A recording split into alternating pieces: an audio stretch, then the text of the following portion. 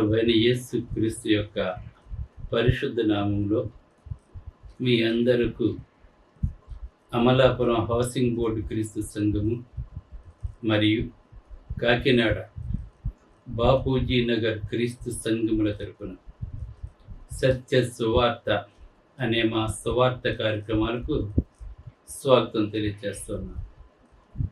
వాళ్ళ ధ్యానాంశం ఏంటంటే the value of problems, సమస్యల యొక్క విలువ. ధ్యానాంశం ద వాల్యూ ఆఫ్ ప్రాబ్లమ్స్. ప్రార్థన చేసుకుందాం. పరలోకమందున్న మా ప్రియ తండ్రి, పరిశుద్ధుడా, నీ పరిశుద్ధ నామమునకు స్తోత్రములు స్తుతులు తెలియజేస్తున్నాను తండ్రి.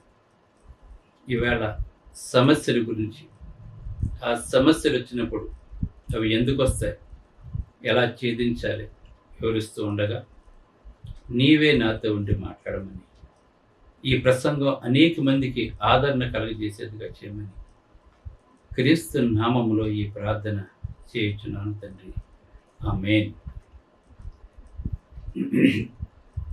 చాలామంది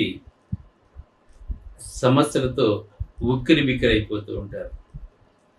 ప్రతి మనిషికి కూడా ఏదో ఒక సమస్య ఉంటుంది. సమస్యలు లేని మానవులంటూ ప్రపంచంలో ఎవ్వరూ ఎక్కడా కూడా ఉండరు.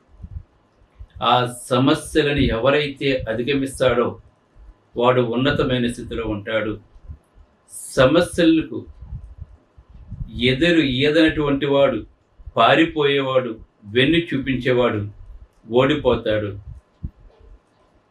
గనుక మనం ఎప్పుడూ కూడా సమస్యలు మనకు వచ్చినప్పుడు ఆ సమస్యల ద్వారా మనం ఎన్నో విషయాలు మనం తెలుసుకోవాల్సి వస్తుంది. మనకి ఒక్కొక్క సమస్య మనకు ఒక్కొక్క గుణపాఠాన్ని నేర్పిస్తూ ఉంటుంది మనకి. కనుక సమస్యలు వచ్చినప్పుడే ఆ మనిషి ఎంత విశ్వాసంగా ఉన్నాడో, దేవునిలో ఎంత బలంగా ఉన్నాడో, ఆ సమస్య ద్వారా దేవుడు తనకి ఏమి నేర్పించబోతున్నాడో తెలుసుకోవలసిన వాడై ఉన్నాడు. ఆధ్యాత్మికంగా మంచి ఫలితాలను తీసుకుని రావటానికి దేవుడు సమస్యలను ఉపయోగిస్తాడంటే, మనకు సమస్యలు ఎందుకు వస్తాయంటే మనం స్పిరిచువల్గా అంటే ఆధ్యాత్మికంగా దేవునికి దగ్గర అవటానికి, దేవునితో కలిసి జీవించటానికి, ఆధ్యాత్మికంగా మంచి ఫలితాలు తీసుకుని రావటానికి దేవుడు సమస్యలను ఉపయోగిస్తాడు. అందుకే God can use problems to bring about good results spiritually. మనం ఎప్పుడు కూడా ఆ సమస్యలు రావాలి మానవుడికి. ఆ సమస్య వచ్చినప్పుడు దేవునికి దగ్గర అవుతాడండి. అతను సమస్య లేవనుకో దేవుని విడిచిపెట్టి తిరుగుతూ ఉంటాడు. ప్రతి దాని ద్వారా కూడా మనం గుణపాఠం నేర్చుకుంటూ ఉంటాం. ఒకసారి బండి మీద ఒకతను ఎక్కించుకుని వస్తున్నప్పుడు కుక్క అడ్డంగా వచ్చేసింది. సడన్గా వచ్చేసింది, ఎక్కడి నుంచి వచ్చిందో పడిపోయాం. అది ఒక పాఠాన్ని నేర్పిస్తుంది.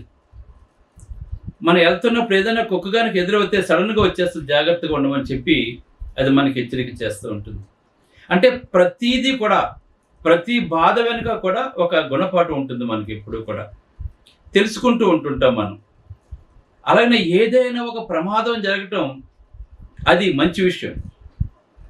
అంటే ఇప్పుడు చూడు, ఆ విధంగా కుక్క అడ్డంగా రావటం, పడిపోవటం వల్ల ఎక్కడైనా కుక్క కనబడితే స్లో అవుతుంటాం మనం. అంటే అది అలా నేర్పించింది మనకి. అందుకే an injury sustained in any accident can be a good thing అన్నాడు. అందుకే ఏదైనా ఒక అనారోగ్యం వచ్చినప్పుడు మనం ఏం చేస్తుంటామంటే వైద్యులను సంప్రదిస్తూ ఉంటాం. మనం అనారోగ్యం వచ్చినప్పుడు అది కూడా మంచిది. ఎందుకంటే మనలో దాగి ఉన్న ఇతర రోగములను ఆ వైద్య పరీక్షల ద్వారా మనకు తెలియజేస్తారు. మనకి ఇది ఉంది, అది రావటం ద్వారా, పరీక్ష చేయించుకోవటం ద్వారా మనం దాన్ని క్యూర్ చేసుకుంటున్నాం. అది మన మంచికి వస్తుంటుంది. దేవుడు మనకు సమస్యలు ఎందుకు పెడతాడంటే మనల్ని సరిదిద్దడానికి అనే విషయాన్ని మర్చిపోకూడదండి. మనకు సమస్యలు అంటే మనకి ఇష్టం ఉండదు, బాధలంటే మనకి ఇష్టం ఉండదు. మనం ఎప్పుడూ సంతోషంగా ఉండాలని కోరుకుంటాం. ప్రతి ఒక్కరూ కూడా సంతోషంగా ఉండాలనే కోరుకుంటూ ఉంటారు. సమస్యలను ఎవరు ఇష్టపడరండి. సమస్యలు వస్తే మనల్ని మనం తిట్టుకుంటాం, మనల్ని మనం అసహించుకుంటాం, లోకంతో పోల్చుకుంటే ఎందుకు వచ్చిన జీవితం చెప్పి అనుకుంటూ ఉంటాం. మనం ఓడిపోతున్నామేమో అనిపిస్తుంటుంది మనకి, ఇంకా గెలవలేమేమో అనిపిస్తూ ఉంటుంది మనకి. అయితే దైవ గ్రంథం ఏం తెలియజేస్తుందో, ఇశ్రాయేలు యొక్క కీర్తనాకారుడైనటువంటి దావీదు ఏ విధంగా మనకు తెలియజేస్తున్నాడో ఒకసారి చూద్దాం. మనం కీర్తన గ్రంథము 119:67 చూసినట్లయితే ఇక్కడ మాట్లాడుతున్నాడు. శ్రమ కలుగక మునుపు నేను త్రోవ విడిచిటని మాట్లాడుతున్నాడు. శ్రమ లేదనుకోండి, ఇక్కడ శ్రమ కలగనప్పుడు నేను త్రోవ విడిచేశాను, నేను దేవునికి దూరంగా ఉన్నాను, నేను ఇప్పుడు నీ వాక్యం అనుసరించి నడుచుకొనిచున్నాను. శ్రమ వచ్చింది, ఇప్పుడు దేవుడు అవసరం వచ్చాడు. గమనించండి ఇక్కడ మనకి. అందుకే శ్రమ కలగక మునుపు నేను త్రోవ విడిచితిని. మనం అందరం అంతే. ఇవాళ శ్రమ లేకపోతే దేవుని త్రోవ విడిచేస్తున్నారు మనుషులు. 5,000 నోట్లోకి వెళ్తే దేవుడు అవసరం లేదు ఇప్పుడు చాలా మందికి. వాళ్ళ కడుపేవాళ్ళు దేవుడు, ధనమేవారు దేవుడు. సమస్య వస్తే అప్పుడు దేవుని ఎదుగు వస్తారు, ప్రార్థన చేయమని చెప్పి అంటుంటారు. అలాగే 119వ కీర్తన 71, 72 వచనాలు చూసినట్లయితే, నేను నీ కట్టడలను నేర్చుకున్నట్లు శ్రమ నొంది నాకు మేలని చెప్తున్నాడు. అంటే శ్రమ పట్టు నాకు మేలని మాట్లాడుతున్నారు ఇక్కడ. ఎందుకని? ఈ శ్రమ నాకు కలగటం ద్వారా నీ కట్టడలన్నీ నేర్చుకుంటున్నాను. ఇలాగా ఉండటం వల్ల ఇది వచ్చింది కదా, కనుక నేను ఇలా ఉండకూడదు, ఇలా ఉండాలి, దేవుడు చెప్పింది చెయ్యాలి అని మాట్లాడుతూ, వేల కొలది వెండి బంగారు నాణముల కంటేను నీవిచ్చిన ధర్మశాస్త్రము నాకు మేలని మాట్లాడుతున్నాడు. ఈ లోకంలో లక్షల కోట్లు ఉన్నా కూడా దేవుడు లేకపోతే మనకి నెమ్మది, సమాధానము, సంతోషం ఉండదండి. అందుకే వేల కొలది వెండి బంగారు నాణముల కంటేను, ఎందుకంటే ఉన్నవాళ్ళు సంతోషంగా లేరు. మనం అనుకుంటున్నాం సంతోషంగా ఉండాలని చెప్పి, కానీ ఇవేమీ లేనోళ్ళు నీ వాక్యం వింటే వాళ్ళకి నెమ్మది కలుగుతుంది అని మాట్లాడుతూ ఉన్నాడు. అందుకే దేవుని యొక్క వాక్యాన్ని వినాలి, ధ్యానించాలి. అందుకే మేము వివరిస్తున్నాం మీకు. ఇంకా సామెతల గ్రంథం 20:30 చూసినట్లయితే, గాయములు చేయు దెబ్బలు అంతరంగములో చొచ్చి చెడుతనమును తొలగించని మాట్లాడుతున్నాడు. ఇప్పుడు మనకి ఏదైనా ఒక సమస్య ఉందనుకోండి, దాని ద్వారా మనం ఎన్నో పాఠాలు నేర్చుకుంటాం, మనం దేవునికి దగ్గర అవుతుంటాం. అందుకే గాయములు చేయు దెబ్బలు అంతరంగములో చొచ్చి చెడుతనమును తొలగిస్తూ ఉంటాయి. ఇంకా హెబ్రీయులకు రాసిన పత్రిక 12:5 చూసినట్లయితే, నా కుమారుడా ప్రభువు చే శిక్షను తృణీకరించొద్దు. దేవుడు తెలియజేస్తాడు, దేవుడు మనం శిక్షించినప్పుడు నువ్వు తృణీకరించొద్దు. ఆయన నిన్ను గద్దించినప్పుడు విసుగొద్దని చెప్పి మాట్లాడుతున్నాడు. విసిగిపోకూడదని మనం. ఎందుకంటే శ్రమల ద్వారానే మనకు సిర్లు వస్తూ ఉంటాయి. శ్రమలు రాకపోతే నిజమైన సిర్లు కాదండి అది. కష్టపడి సంపాదించుకుంటేనే విలువ. అన్యాయంగా వచ్చి పడిపోతే అది విలువైంది కాదండి అది. ఇది నా రెక్కల కష్టార్జితం అని గర్వంగా చెప్పుకునేలా ఉండాలి మనం. అందుకే God uses problems to bless అని మాట్లాడుతున్నాడు. దేవుడు సమస్యలను ఆశీర్వాదకరాలుగా మారుస్తాడని చెప్తున్నాడు దేవుడు ఇక్కడ. అందుకే యాకోబు రాసిన పత్రిక 1:2-4 వచనాలు చూసినట్లయితే, మొదటి అధ్యాయము, నా సహోదరులారా మీ విశ్వాసమునకు కలిగే పరీక్ష ఓర్పును. చూసారా, దేవుడు మన విశ్వాసానికి పరీక్ష పెడుతున్నాడు శ్రమలంటిని. కనుక మీ విశ్వాసమునకు కలుగు పరీక్ష ఓర్పుని పుట్టించునని ఎరిగి మీరు నానా విధమైన శోధనలో పడినప్పుడు మహానందమని ఎంచుకోండి. బైబిల్ చెప్పింది ఇదండి. దుఃఖపడేవారు ధన్యులు అంటాడు దేవుడు. ఎందుకంటే వారు ఖచ్చితంగా వాదొచ్చారు దేవుడు. ఆ దుఃఖం తర్వాత వచ్చే సంతోషమే అది గొప్పదే. దుఃఖం లేకుండా సంతోషం విలువ మనకు తెలియదు మనకి. అందుకే ఇక్కడ ఏం మాట్లాడుతున్నాడు, మీరు నానా విధమైన శోధనలో పడినప్పుడు మహానందమని ఎంచుకొనుడి. మహానందంగా ఎంచుకోవాలని శోధనలు వచ్చినాడు మనకి. మీరు సంపూర్ణులను అనునాంగులను ఏ విషయములోనైనను కొదువులేని వారై ఉండునట్లు ఓర్పు తన క్రియను కొనసాగించండి. ఓర్పుగా మీ క్రియలు కొనసాగించండి సమస్యలు వచ్చినప్పుడు చెప్తున్నాడు ఇక్కడ. మీరు శోధనలో పడినప్పుడు మహానందం ఎంచుకోండి. యెహోవా ఇచ్చిన యెహోవా తీసుకుని మాట్లాడాడు యోబు. ఎంత చూడండి అన్ని పోగొట్టుకున్నా సరే యెహోవా ఇచ్చిన యెహోవా తీసుకొను, యెహోవా నామమునకు మహిమ కలుగాక అన్నాడండి అతను. అలా అన్నాడు కనుక మళ్ళీ పోయిన వాటిని మళ్ళీ తిరిగి డబల్ తెచ్చుకున్నాడండి అతను విశ్వాసంతోను. కనుక God can use problems to produce. ఇక్కడ ఏం మాట్లాడుతుందంటే మెచ్యూరిటీ అని మాట్లాడుతున్నాడు ఇక్కడ. అంటే ఏంటనమాట, మనం ఈ ప్రాబ్లమ్స్ ద్వారా మనం ఇంకా మెచ్యూర్ అవుతుంటాం, దినదినము కూడా మెచ్యూర్ డెవలప్ అవుతుంటాం, దేవుళ్ళు ఎదుగుతూ ఉంటాం మనం. మెచ్యూరిటీ అని చెప్పి మాట్లాడుతాం. అందుకే రోమా 5:3 నుంచి చూసినట్లయితే శ్రమ ఓర్పును, ఓర్పు పరీక్షను, పరీక్ష నిరీక్షణను కలుగజేయనెరిగి. శ్రమ ద్వారా శ్రమ వచ్చినప్పుడు ఏం చేయాలి? ఓర్పు కలిగి ఉండాలి. నువ్వు ఓర్పు కలిగి ఉంటే పరీక్ష, దేవుడు పెట్టే పరీక్షకు గురవుతున్నావు. పరీక్ష ఏం చేస్తుంది? నిరీక్షణ కలుగజేసిన ఎదిగి శ్రమలయందు అతిశయపడదుము. బైబిల్ చెప్పింది ఏంటంటే శ్రమలు వస్తే అతిశయపడమని చెప్తున్నాడు. ఏడమని చెప్పట్లేదండి, కృంగిపోమని చెప్పట్లేదండి, చచ్చిపోమని చెప్పట్లేదండి. మహానందమని ఇచ్చుకోండి యాకోబు చెప్తున్నాడు. ఇక్కడ రోమపత్రికలో పౌలు గారు ఏం మాట్లాడుతాడు? శ్రమలయందు అతిశయపడము, ఎందుకనగా ఈ నిరీక్షణ మనల్ని సిగ్గుపరచదు, మనకు అనుగ్రహింపబడ్డ పరిశుద్ధాత్మ ద్వారా. ఎందుకంటే దేవుడు మనకు పరిశుద్ధాత్మను ఇచ్చాడు కనుక మనకు అనుగ్రహింపబడిన పరిశుద్ధాత్మ ద్వారా దేవుని ప్రేమ మన హృదయంలో కుమ్మరింపబడి ఉన్నది. గమనించండి, ఇక్కడ దేవుని యొక్క ప్రేమ మన హృదయంలో కుమ్మరింపబడి ఉన్నది కనుక మీరు భయపడకండి. దేవుడు మనతో ఉన్నాడు, మనలో ఉన్నాడు. మన సంతోషం ఉంటే దేవునికి ఇష్టం. నిజమైన సంతోషం ఎప్పుడు వస్తుంది? అబ్రహాం తన కుమారుడు బలి చేసినప్పుడు తన కుమారుని ఇవ్వడానికి వెనకాడలేదు కనుక అతను అబ్రహాం బట్టి ఎంతగానో సంతోషించాడు. మనల్ని బట్టి కూడా దేవుడు అలా సంతోషించాలంటే మనకు కూడా అటువంటి పరీక్ష రావాలి. మనమైతే ఇష్టపడం మనం.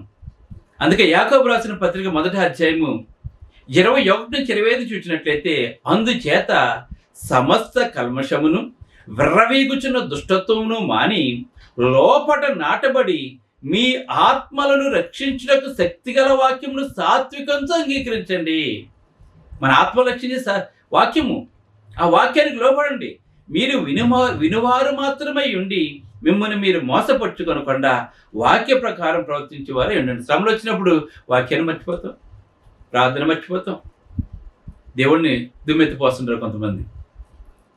కనుక వినివారు మాత్రమై ఉండక దాన్ని ఆచరించేవారుగా ఉండాలని చెప్తున్నాడు. అందుకే God also uses problems to deliver. అంటే దేవుడు కనుక ప్రాబ్లమ్స్ వచ్చినప్పుడు మళ్ళీ ఆయనే మనల్ని విడుదల చేస్తుంటాడు దేవుడు. అందుకే చూడండి, ఉదాహరణ తెలియజేస్తాను. ఆదికాండం 50 చూసినట్లయితే యోసేపుని అన్నలు గుంటలో పడేశారు, అలాంటి గుగ్గుల వ్యాపారికి అమ్మివేశాడు, పోతీఫరు మళ్ళీ జైల్లో వేయించాడు. గమనించి ఎన్ని జరిగిపోయినాయి. చివరికి అతను చక్రవర్తి అయిపోయాడు ఐగుప్తుకి. అన్నలు అతని దగ్గరికి వచ్చినప్పుడు యోసేపు అని తెలిసిన తర్వాత మనం చేసిన దాన్ని బట్టి అతను మనసులో పెట్టుకుంటాడు. అతడు మనం శిక్షిస్తాడు, మన చెరసాల్లో వేస్తాడు, మన తలలు తీయించేస్తాడని చెప్పి అనుకున్న అన్నారు. అయితే యోసేపు ఏమన్నాడు చూడండి, మనం అందరూ ఈ మాట నేర్చుకోవాలి. మనం, మీరు నాకు కీడి చేయని ఉద్దేశించితిరి కానీ నేటి దినమున జరుగుచున్నట్లు అనగా బహు ప్రజలను బ్రతికించినట్లుగా ఇది మేలుకే దేవుడు ఉద్దేశించాడని మాట్లాడుతున్నాడు. మేలుకే. మీరు ఆ రోజున పడేయకపోతే ఈవేళ నేను సింహాసనం మీద కూర్చుంది కాదు, మీతో పాటు నేను గొర్రెలు కాసుకుందును. ఆ దేవుడు ఎందుకు చేశాడు? భవిష్యత్తులో ఈ ప్రజలందరూ ఆకలి తీర్చడానికి మేలు కొరకే ఈ విధంగా జరిగిందని చెప్పి అన్నాడు. కనుక ప్రతి కీడు వెనక ఒక మేలు ఉంటుందన్న సంగతి మర్చిపోకూడదండి.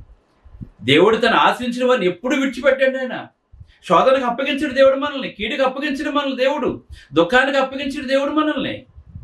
ఎందుకంటే పరిశుద్ధాత్మ మనలో కుమ్మరింపబడి ఉంది కనుక యోసేపు పగ తీర్చుకోలేదు.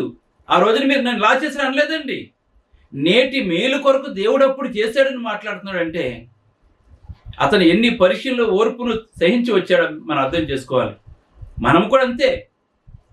అలాగనే 2వ కొరింథీ 12:9 చూసినట్టు, అందుకు నా కృప నీకు చాలును, బలహీనత యందు నా శక్తి పరిపూర్ణమగుచుందని ఆయన నాతో చెప్పాడు. మనం బలహీనలుగా ఉన్నప్పుడు ఆయన శక్తి మన మీద పరిపూర్ణమవుతుంది. కాగా క్రీస్తు శక్తి నా మీద నిలిచిండే నిమిత్తము విశేషముగా నా బలహీనత యందే బహు సంతోషంగా స్థిరపడుతుందని మాట్లాడుతున్నాడు. తన బలహీనత యందే విశేషముగా స్థిరపడ్డాడని పౌలు. కృంగిపోలేదని మనము కూడా అలాగే ఉండాలని చెప్తున్నాడు. ఎందుకంటే యెషయా గ్రంథం 53:5లో మన అతిక్రమములను బట్టి ఆయన గాయపరచబడెను, మన దోషములను బట్టి ఆయన నలగొట్టబడడు యేసుప్రభువారు. ఇవాళ యేసుప్రభువారు ఎందుకు వచ్చాడు? ఈ పాపం నుండి, అన్నిటికంటే భయంకరమైన నరకం నుండి, అపవాది చేతిలో నుంచి మనల్ని విడిపించడానికి, అపవాదికి లయపరచడానికి, మన శాశ్వత కాలము దేవునితో సంతోషంగా ఉంచడానికి. మన అతిక్రమములను బట్టి ఆయన గాయపరచబడ్డాడు, మన దోషములను బట్టి ఆయన నలగొట్టబడ్డాడు కనుక, ఆయన శ్రమలు అనుభవించాడు కనుక, శ్రమ ఎలాగుంటుందో మన ప్రభువైన యేసుక్రీస్తు తెలుసు కనుక, యేసుక్రీస్తులో ఉన్నవారు నేను ఎప్పుడూ కూడా విడిచిపెట్టని బహుధైర్యం కలిగిన వారిగా మనం ఉండాలి తప్ప మనం బాధపడకూడదు, దుఃఖించకూడదు. మన పని అయిపోదండి. దేవుడు మనల్ని ఎప్పుడు విడిచిపెట్టండి. యుగ సమాప్తి వరకు సదాకాలము మనకు తోడైన దేవుడు మన దేవుడు అన్న సంగతి మనం మర్చిపోకూడదండి. మనం ఎప్పుడైనా సమస్యను ఎదుర్కొన్నప్పుడు దేవుడు దానిని మన మంచి కొరకు చేస్తున్నాడని నమ్మాలంతే. మీరు సమస్య వచ్చిందంటే దేవుడు మన కొరకు మంచి చేస్తున్నాడు. యోసేపుకి ఎలాగైతే మంచి చేశాడో, యోబుకి ఎలాగైతే మంచి చేశాడో, దానియేలు సింహంబోలు ఎలాగైతే విడిపించాడో, షడ్రక్ మేషక్ అబేద్నెగోను ఎలాగైతే విడిపించాడో, ఎర్ర సముద్రాన్ని పాయలు చేసే వాళ్ళని ఎలాగైతే నడిపించాడో, పాలు తేనెలు ప్రవహించేసి నడిపించాడో, మన దేవుడు అంత గొప్ప దేవుడు కనుక ఆయన ఎప్పుడు కూడా మనల్ని వదిలిపెట్టని, మనం మేలు చేస్తాడని మనం గ్రహించినప్పుడు మనం నిజమైన దేవుని బిడ్డలుగా ఉంటాం. ప్రార్థన చేసుకుంటాం. పరిశుద్ధుడు వెళ్తాడు, పరలోకమందున్న దేవ, నీ పరిశుద్ధ నామములో ప్రార్థించి. చాలామంది సమస్యలు వచ్చినట్టు బలహీనపడిపోతుంటారు, చచ్చిపోతే మంచిది అనుకుంటారు తండ్రి. కానీ ప్రభా, సమస్యలకు ఎదురాడాలని, ఆ సమస్యల ద్వారా గొప్ప విజయాన్ని పొందుతామని, మాలో కుమ్మరింపడిన పరిశుద్ధాత్మను మమ్మల్ని విడిచిపెట్టని. యోసేపుకి అన్ని శ్రమలు అనిపించినా కూడా సంఖ్యలు అతను బాధపెట్టే, ఈయన అతని ప్రాణమును బాధపెట్టింది తండ్రి. అయినా కానీ తండ్రి అతను కృంగిపోలేదు తండ్రి. అది నేటి దినం మేలు కొరకే దేవుడు ముందుగా అలా చేసినని చెప్పి అన్నాడు కనుక, ప్రతి కీడును మేము ఎదుర్కొని గొప్ప ఆ కీడుని మేలుగా మార్చుకునే కృపను మాకు అనుగ్రహించమని యేసుక్రీస్తుని వేడుకొనుచున్నా తండ్రి. ఆమేన్. మీ అందరికీ వందనములు. బ్రదర్ జార్జ్ రాజు వారా, church of Christ, housing board, Amalapuram, near KIMS medical college, Konaseema district, 538201. Mobile number 9848730355, 92933174174. Email ID georgerajuvara@gmail.com. Website www.helpingforpoor.com.